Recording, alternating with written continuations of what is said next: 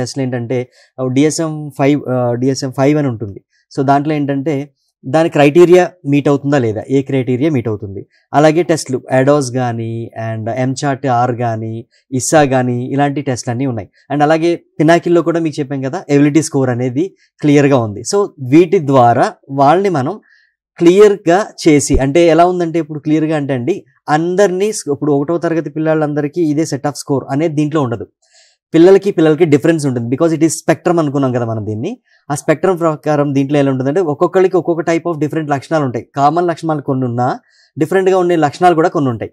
వాటిని బేస్ చేసుకుని థెరపీస్ అనేది మనం ప్లాన్ చేయడం జరుగుతుంది. ఒక్కొక్క పిల్లాడికి ఏం కావాలి, ఆ థెరపీస్ కూడా కొన్ని కామన్ థెరపీసే అయినా వాళ్ళకి ఇచ్చే గోల్స్ అని కామన్గా ఉండవు. According to the kid level, వాళ్ళకి ఇప్పుడున్న పరిస్థితి అంటే వాళ్ళ మెంటల్ ఏజ్ అండ్ ఫిజికల్ ఏజ్ని బేస్ చేసుకుని థెరపీస్ని డిజైన్ చేయాల్సి ఉంటుందండి దీంట్లో.